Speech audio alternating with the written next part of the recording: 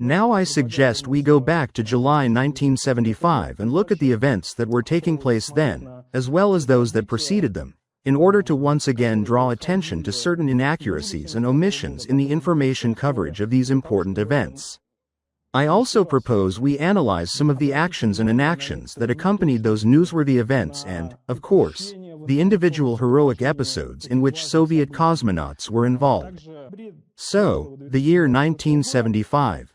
But let's begin with December of last year, 2024, when the country celebrated the 50th anniversary of the launch of the Salyut 4 space station.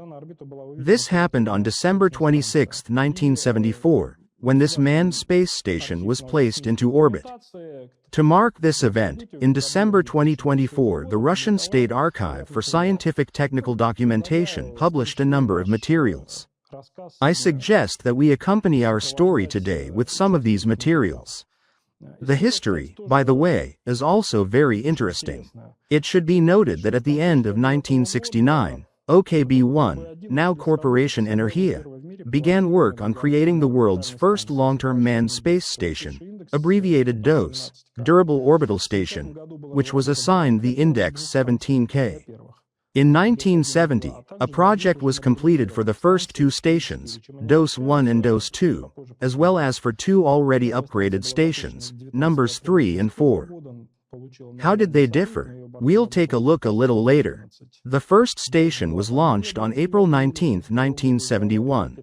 It was named Salyut, and on board worked the crew of Soyuz 11. DOS-2 was lost on July 29, 1972, due to the failure of a Proton launch vehicle.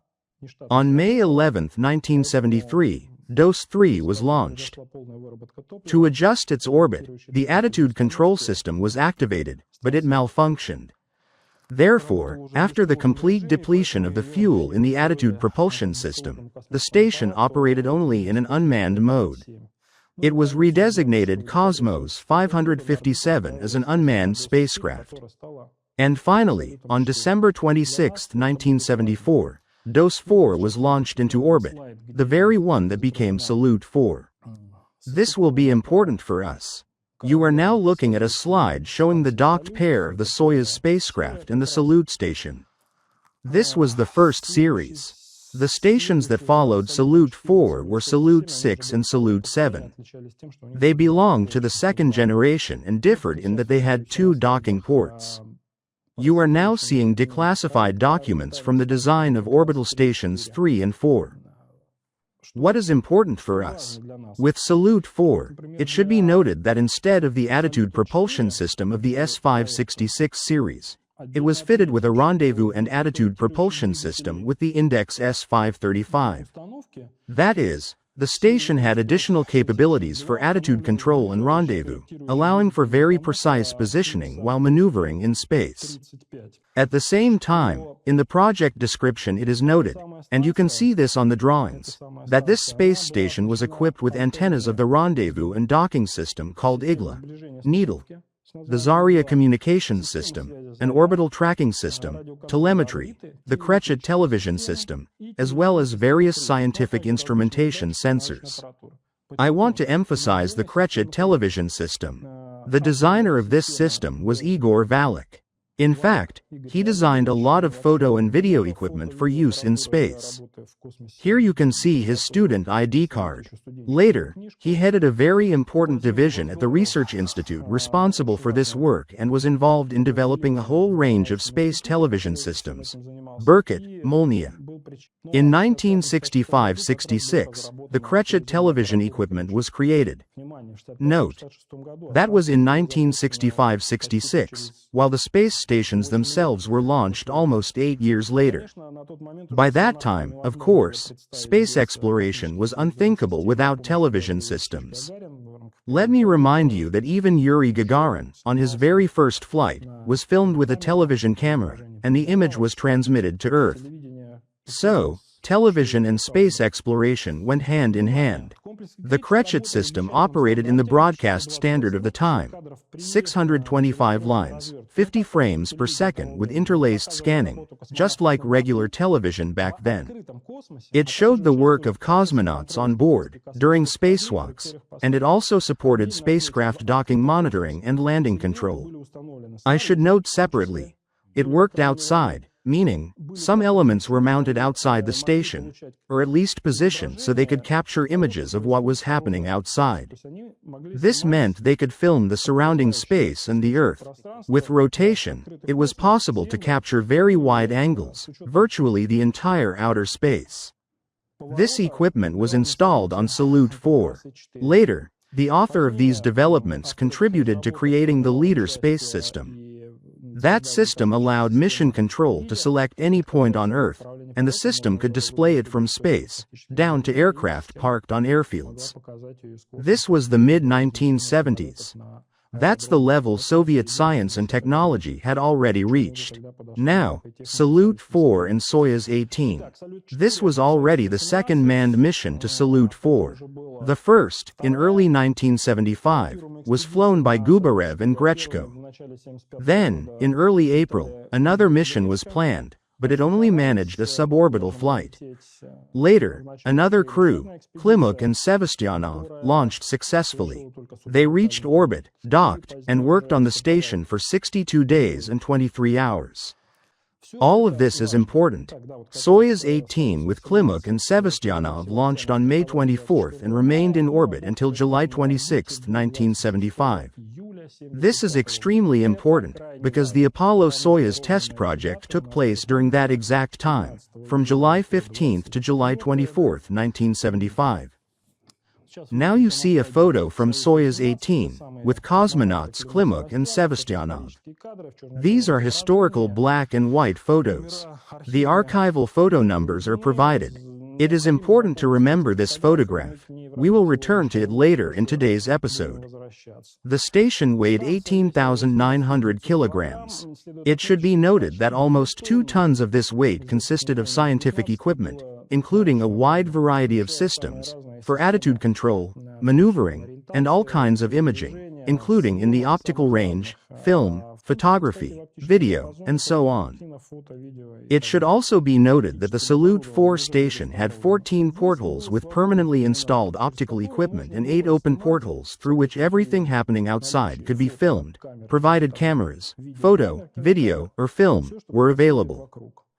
Could they have filmed what was happening in outer space between July 15 and July 24? That is a question we will all have to consider together. By the way, where exactly did Soyuz and Apollo fly? Here is the flight plan. It is in all archival documents. To film them, of course, one has to know whether their trajectories crossed. The basic flight scheme is always present, but a detailed trajectory with minute by minute markings, like the ones for Yuri Gagarin's first flight or Alan Shepard's, has not yet been found in the literature. If viewers can help us locate such materials, we would be most grateful. From open sources we know that the trajectory definitely passed over the Elbe. This comes from historical documents of the time, which you can now see. These materials, by the way, are from Roscosmos. It is known for certain that the very first handshake, that is, the opening of the hatches, according to the calculations of the ballistics specialists, was supposed to take place over Moscow.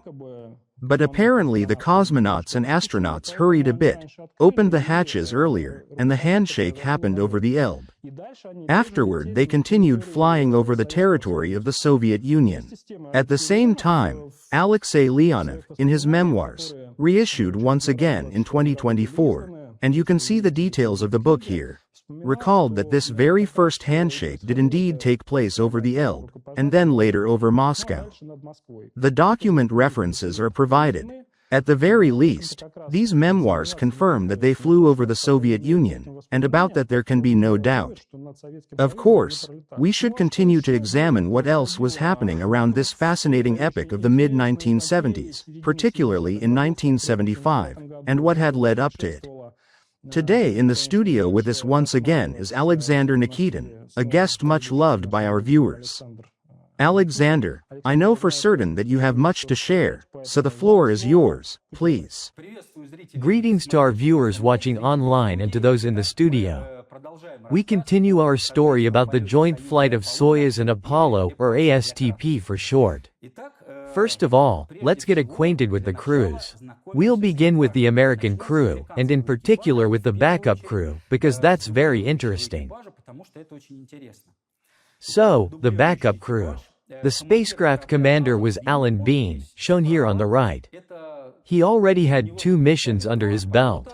First, as we are told, he walked on the moon together with Pete Conrad during Apollo 12, and later took part in the second mission to the Skylab space station. The command module pilot, Ron Evans, had served in the same role during Apollo 17. Interestingly, he knew Russian. And the third crew member, the docking module pilot. This was the new title instead of lunar module pilot, since there was practically nothing left to control, was Jack Luzma, Alan Bean's crewmate on Skylab's second mission. Here we encounter a very rare case in the Apollo program. The backup crew turned out to be more experienced than the prime crew. Each member of the backup team already had at least one flight behind them, and Evans even spoke Russian. It would seem, what could be better? An important international mission. Why not send them? Yet, for some reason, they were only the backup crew. Now let's turn to the well-known prime crew, the one that actually flew the mission. The commander was Brigadier General Tom Stafford. This was his 4th space flight. He had flown twice on Gemini, then on Apollo 10, orbiting the moon. After that, he supposedly lost interest in flying, and back in 1969, moved to administrative work. And then suddenly, so to speak, they pulled him out of mothballs and assigned him to this flight. The command module pilot was rookie Vance Brand. This was his very first flight. And finally, the last member of the crew was veteran Dick Slayton. At the time of the flight, he was 51 years old. He was a veteran of the Mercury program and one of the original Mercury 7. But in 1960 he was grounded for health reasons, diagnosed with atrial fibrillation. He became the senior manager of the astronaut office, and for more than 10 years he was in charge of selecting astronauts for the Corps. Somehow, though, he managed to get his flight status back. In 1970 his condition worsened. He started taking quinidine, which only made things worse. Later he stopped taking it, and, as we're told, he began exercising, cut down on alcohol, tobacco, and coffee. By 1972, just in time for the signing of the Apollo-Soyuz agreement, his arrhythmia had disappeared, and he was cleared for flight again. He was assigned to this mission. So, in the 12 years between 1960 and 1972, he clearly didn't get any healthier. His friends flew to the moon, and he worried for them. Some even died, like the Apollo 1 crew. And yet, suddenly, he made a miraculous recovery. Doctors would surely like to know more about such secret techniques for curing atrial fibrillation. Here's another odd detail. Many astronauts refused to go to the moon as lunar module pilot, since that was considered the lowest ranking position on an Apollo crew, even though the bonus was a moonwalk. Still, they considered it beneath their dignity. And here, a veteran, practically a boss, was appointed to an even more menial role, docking module pilot, which was about as low as it gets. There was literally nothing to pilot. It's docked, that's all. None of this makes sense if we think of the mission as real. But if it was a staged performance, then much becomes clearer.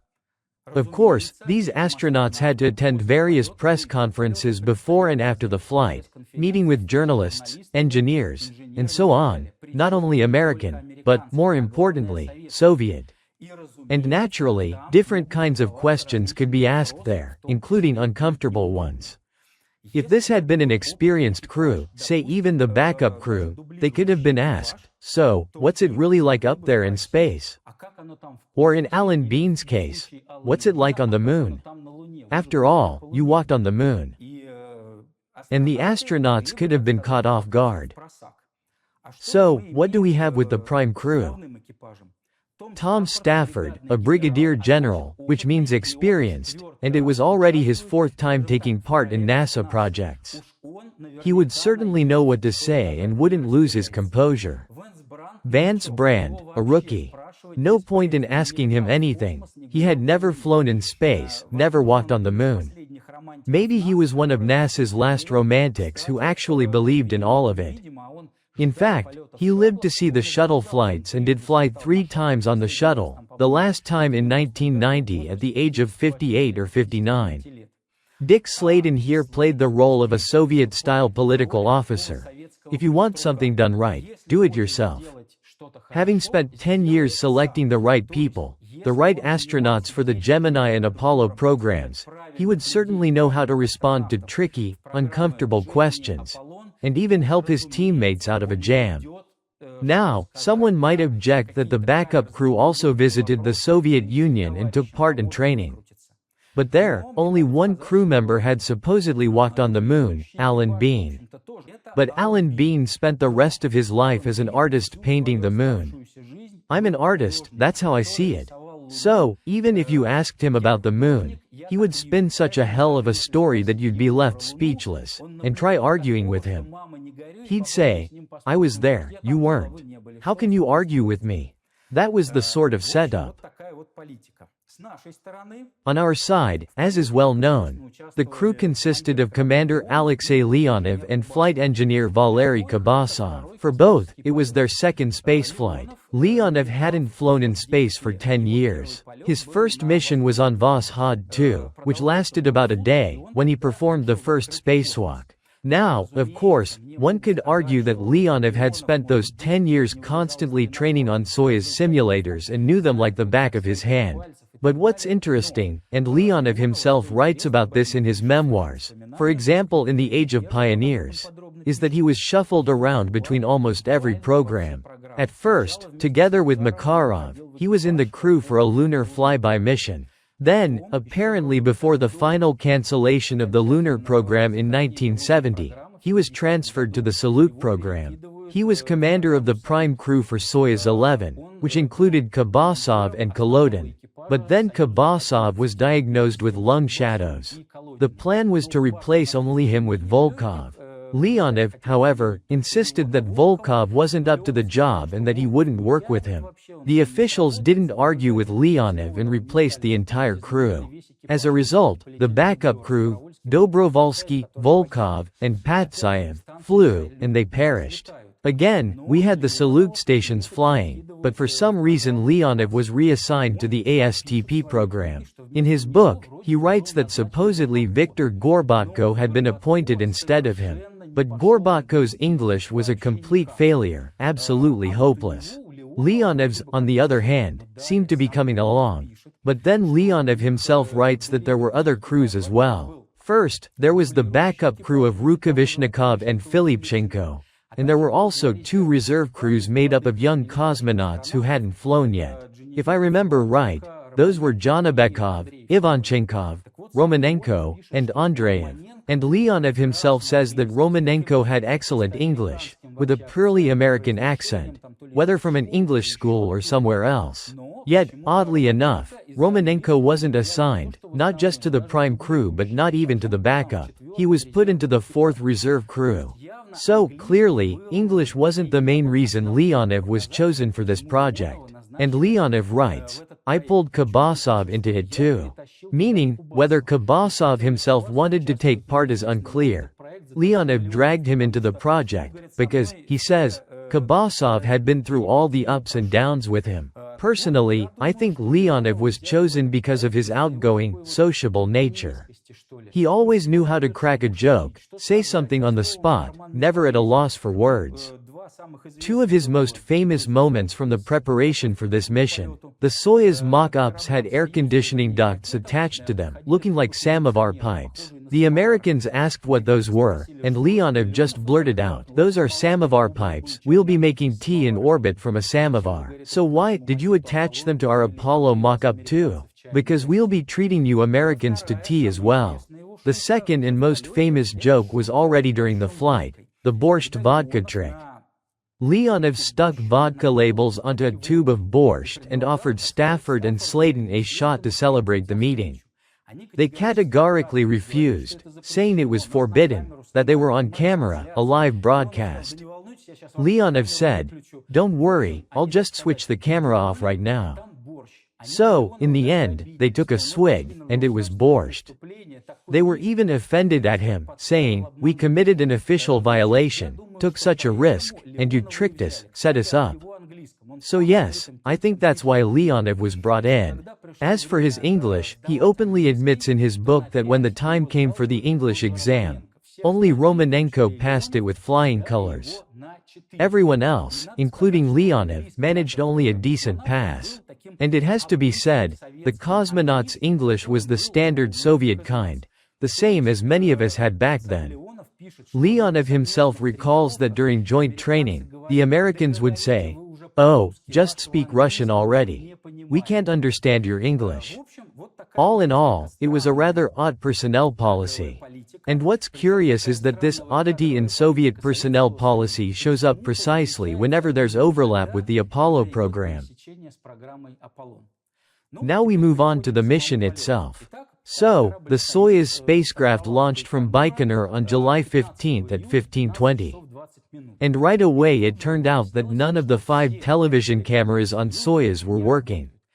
This, despite the fact that the TV broadcast from this flight was supposed to be its main feature, of course, after the safety of the crew itself.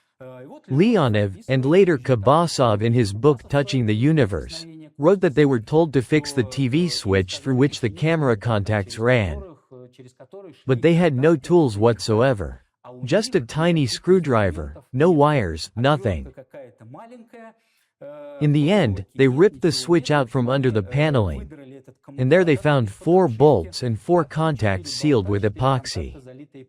They picked the epoxy out with a small knife that Leonov had brought with him, having bought it in a store. He was allowed to take it because, as Leonov recalls, at the government panel I just took their knife, the standard one that was supposed to be in the kit, and broke the blade right off. I said, "Your knife is useless, so I'll bring my own." That's the kind of knife they made for space in the Soviet Union, according to Leonov's memories. So, they scraped out the epoxy, reconnected the contacts, and the next day the television system was working. 7.5 hours later, right on schedule, Apollo launched from Cape Canaveral. And the Americans immediately had a problem. They couldn't open the hatch to the docking module. But they calmly went to sleep, saying, "Don't worry, tomorrow everything will be fine." And here's the kicker. 10 minutes after Kabasov and Leonov reported that they had fixed the television, the Americans announced that everything was fine on their side too. They opened the hatch to the docking module, and docking became possible. As is well known, docking took place on July 17, 1975. Then came the press conference. By the way, touching on space food, in interesting detail, once again, we made concessions to the Americans. Our schedule had 4 meals a day, while the Americans had 3, and we switched to the American schedule. But what for? Why? As long as Soyuz was flying separately from Apollo, they could have stuck to the Soviet timetable. Once they docked, with the crew moving between spacecraft, with press conferences and, so to speak, banquets, surely no one was following any strict schedule anyway. Why bother with this? They would have been better off devoting another paragraph to describing the Apollo spacecraft. Now I want to touch on a few experiments that were carried out on this flight, and what was notable about them. The first experiment was called microbial exchange. They took samples from the hands of the cosmonauts and astronauts, and samples either from the orbital module of Soyuz or from the docking module. But not from Apollo itself, by the way. 2 weeks later, after analyzing the samples on Earth, they came to a very profound conclusion. During the flight, the number of microbes corresponded to what would be expected for a flight of that duration. In other words, to put it bluntly, this experiment doesn't prove Apollo was even there, let alone that there was any joint flight at all. The hand samples could have been taken on any mission, with any crew, at absolutely any time. Microbes don't talk. How many there were, Go figure. The next experiment was called Solar Corona. I should note right away that it was carried out after the first undocking, because there were 2 dockings in total. After the first docking, the spacecraft remained joined for more than a day. The crews moved between the spacecraft. First, Sladen and Stafford went into the orbital module of Soyuz, where a press conference was held. The next day, Leonov went into Apollo, and Brand went over to Kabasov in Soyuz, where they sat together. After that, the spacecraft undocked for a while, flew separately, then docked a second time. But this time they did not open the hatches or move between craft.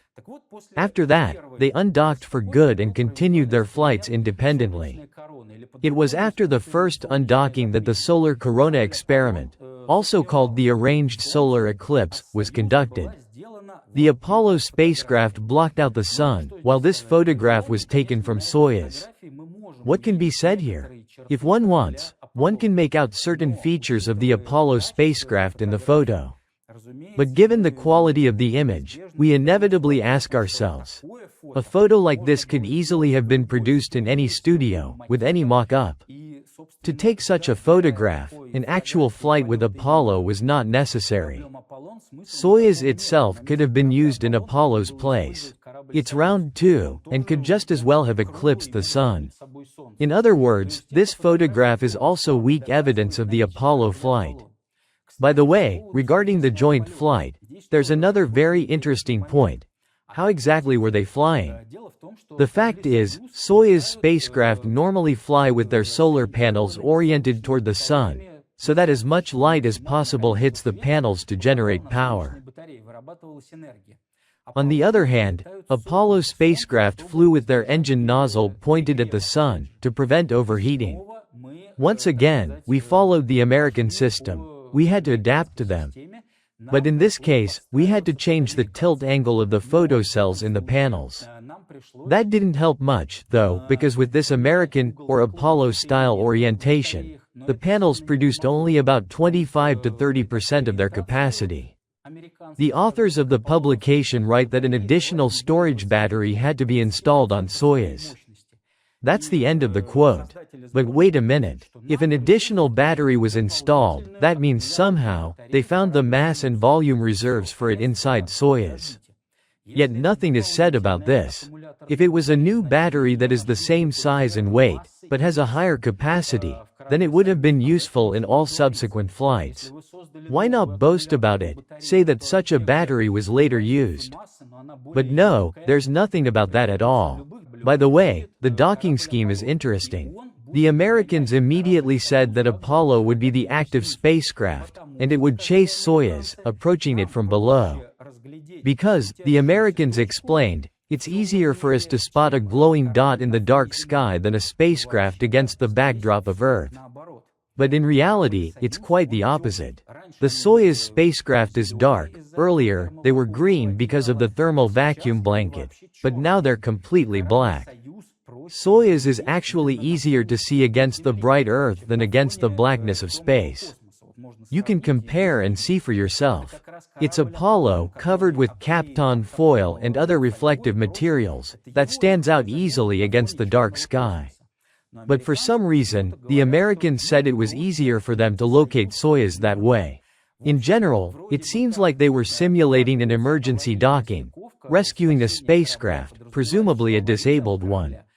But it's like that old Soviet joke. People search for their lost money not where they dropped it, but where the light is better. Same here. We're docking not with a distressed spacecraft, but with whichever one is more convenient. On top of that, the reverse side of Soyuz's solar panels and its instrument compartment were painted white to make them more visible. Plus, even though Soyuz was supposed to be the passive spacecraft, it still used its attitude control thrusters a bit, to help align itself with Apollo as it tried to locate it. The authors of the publication themselves write that such a docking and rescue outline wouldn't have worked for rescuing a low-flying spacecraft. Moving on. The next experiment carried out during the flight was so-called the ultraviolet absorption experiment. The idea was this: space contains atomic hydrogen, atomic oxygen, and atomic nitrogen. From Apollo, an ultraviolet beam was sent to a retroreflector array installed on Soyuz, and as it returned, this beam was partially absorbed by the atomic oxygen and hydrogen. From the amount of absorption, the concentration of atomic oxygen could be determined. What's interesting is that the publication contains no data whatsoever on the results of this experiment. Again, the experiment was supposedly conducted, but even if some results of the absorption measurements are found somewhere on the English internet, who knows when they were made, under what conditions, whether they really came from this mission, or whether they were simply spun out of thin air, it's basically impossible to prove. In other words, once again, this hardly proves Apollo's flight. The next experiment was a multi-purpose furnace experiment. Soyuz 19 carried from Earth 2 sealed ampules with pellets of aluminum and tungsten, germanium and silicon. The furnace was supposedly brought by the Americans, although it was small and could easily have fit into Soyuz. The samples were placed into the docking module, the temperature was turned on, and they obtained alloys of aluminum and tungsten, germanium and silicon, in which the metals were distributed somewhat differently due to weightlessness than they would be on Earth. The samples were returned to Earth by Soyuz. So again, we see no confirmation that any other spacecraft, let alone Apollo, was needed for this. In fact, Kubasov himself, in his book, Touching the Universe, wrote that these melting experiments didn't go very well. The samples turned out rather messy. Let's take a look at the docking footage itself. Judging by the rocking of the Apollo spacecraft, we can quite confidently assume this is studio filming of models. For that time, this was pretty standard practice. Mock-ups of spacecraft were filmed in a studio, suspended on wires. I'll stress again, in itself this doesn't mean much, but it certainly doesn't prove that real spacecraft docked in orbit. Coming back to the docking module, I mentioned that the Americans used hydraulics there. And honestly, it's hard to say whether to laugh or cry, because they had already run into serious trouble with hydraulics on Skylab. Yet they used it here as well. During the flight, one half of the docking module was in shadow while the other side heated up in the sun. This caused some warping, or maybe even water froze in that part. In short, when the spacecraft docked, they weren't perfectly aligned. And at undocking, you can see it in the footage too. The Apollo-Soyuz connection seems to snap apart first, and only then do the spacecraft separate. If footage like that were filmed today during an ISS docking, it would be considered a 100% docking failure. Leonov writes that everyone gasped and got scared, but nothing bad happened, everything worked out fine. The spacecraft docked first and then separated after a while. So, as I've been saying, we practically don't have a single shot or experiment that truly proves Apollo mission. Finally, we can look at the famous handshake through the hatch. Notice the odd positioning of Leonov, Sladen, and Stafford, who all have their backs turned to us. They're always bracing themselves against something. By the way, Leonov was Russian, and in Russia, it's considered bad luck to shake hands across a threshold. What stopped him from floating an extra 50 centimeters forward to embrace his friend Stafford properly? It's unclear why he does it right on the hatch threshold, still inside the airlock, with each of them always holding onto something. Either each man is holding on with at least one hand, or their arms are hidden, and we can't see what they're braced against or how this was shot. And the last, most intriguing point. The publication's authors mention that among the equipment loaded into Apollo was a videotape recorder. They never explained why Apollo needed a videotape recorder. There was no TV on board, no VHS cassettes either, so it's not like they could watch movies out of boredom. I think the simplest explanation is that we should mentally move that recorder from Apollo to Soyuz. Then everything makes sense. This version was voiced many times by Alexander Popov. With this recorder, a tape was broadcast from Soyuz and passed off as a live transmission. The presence of a video recorder in Apollo is never explained anywhere else. So, after undocking, the spacecraft continued their autonomous flights. Soyuz 19 landed in the Kazakh steppe 2 days later. Apollo splashed down 3 days after that, on July 24, 1975. The most interesting part is that, supposedly during re-entry, the pressure equalizing valve opened prematurely, and the Apollo crew got mildly poisoned by hydrazine fumes. Leonov goes on to recount, allegedly from Stafford's words, that Stafford didn't lose his head, because when the poisoning happened, either Brand alone, or Brand and Sladen both, passed out, and Stafford put oxygen masks on them. They came around, and before long they were giving a 1-hour press conference aboard the aircraft carrier New Orleans. And then suddenly, as if someone remembered, wait a minute, they've been poisoned by hydrazine, they put them in a 3-week quarantine. What's interesting here, first of all, hydrazine is very toxic. People who worked at Baikonur or the Vostochny Cosmodrome, and those who served in the strategic rocket forces, wrote to me saying that hydrazine is nasty stuff. One viewer told me he served at Baikonur. He said, when they haul hydrazine tankers, the road is shut down to keep random passers-by away. And that's out in the steppe, in the open air. He once happened to be near that road. It wasn't an accident, nothing was leaking, he just breathed in a faint whiff of hydrazine from the aura around the truck.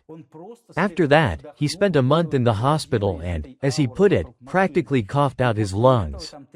And that's outdoors. Now imagine a 6 cubic meter cabin, 3 men inside, hydrazine fumes being sucked in through the valve, and all they got was mild poisoning. And what is Leonov's fairy tale about oxygen masks? What is this, an airplane? What oxygen masks in Apollo? For cosmonauts and astronauts, the only oxygen mask is the spacesuit. They should have simply put on the suits stowed under their seats, locked the helmets, and carried out re-entry that way, no masks needed. But ever since the first Apollo, there's been a tradition. Land in flight suits only, no helmets, no spacesuits. Supposedly it's uncomfortable to equalize pressure, as Schirra claimed in Apollo 7, and you could rupture your eardrums. These days everyone comes down in suits, everyone clears their ears, and nobody's eardrums burst. I think this was made up deliberately to justify the crew not wearing spacesuits, since they were supposed to hop straight out of the capsule onto a boat. Or more likely, first they were meant to jump into that capsule, dropped from an airplane, and then under TV cameras hop out just as cheerfully. If they were in suits, the procedure would drag on. So, they needed an excuse for landing without spacesuits. And that excuse started right with Apollo 7. Again, if they were poisoned by hydrazine, then they should have been in bad shape. How did they give a lively press conference on the New Orleans? If they were fine, why put them in a 3-week quarantine? Quarantine after Apollos 11 and 12 was justified on the grounds that they might have brought back some lunar infection, some new life form. Hydrazine poisoning isn't contagious. So, why quarantine? If they're unwell, put them in the hospital, treat them.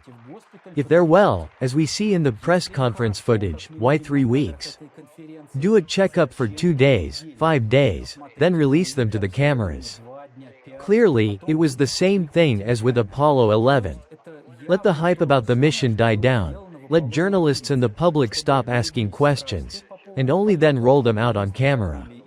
By the way, they write that during this quarantine, Dick Sladen was found to have some kind of growth in his lungs, and the doctor told him, "If we had found this before the flight, you wouldn't have been cleared." Which means that before the flight there was essentially no real medical checkup, since nothing was found.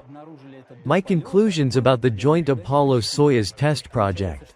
The first and most important one, regardless of what anyone thinks about whether this flight was real or staged, is that it in no way, not even theoretically, proves the American moon landings. The rocket used was a different one, the Saturn 1B, and the Apollo spacecraft by itself means nothing. After all, in that same mission the Soyuz took part, a spacecraft that still flies today and was originally designed for lunar missions, but that doesn't mean we went to the moon. If we accept that the flight really happened, then we have to believe that many hundreds of engineers for some reason signed on to this completely dead end, unpromising, and expensive project. We spent resources on it, 6 Soyuz spacecraft, test flights, and everything else. Why did we need it, when we already had more than enough on our plate? We would have to accept some strange personnel decisions, accept the fact that we somehow bent over backwards to accommodate the Americans, modified the Soyuz, and all this for reasons that remain unclear. If, on the other hand, we put forward the version that the flight was staged, then in my view the hardest part is simply explaining a few rather long video clips where, let's say, 0G is being imitated. Here, by the way, I would turn to cinematographer Leonid Konovalov. Maybe he could take this on. I don't even count short clips of up to 40 seconds, since those can easily be filmed on an aircraft flying a parabolic trajectory. But there are a few fairly long segments. For me personally, this is the only sticking point that's difficult to explain. And yet, there is one possible explanation: the television broadcasts. The Americans insisted on live TV broadcasts. Our side preferred film and photography. And because the Americans insisted on TV, it's said that additional lighting was even installed in the Soyuz to carry out these transmissions. But television broadcasts are by definition lower in quality than film or still photography. So, with TV you can always, I'll put it broadly, conceal certain special effects, editing cuts, and other tricks. That's what this very strange project was like, at least in my opinion. A project? Yes, that's probably the best way to call it. The Apollo-Soyuz Test Project, or ASTP, as it was known here. Thank you, Alexander, for a very interesting and substantial account. The viewpoint is clear, the arguments have been laid out. And thank you for presenting them not at the level of advanced mathematics, but in a way that's understandable to all our viewers.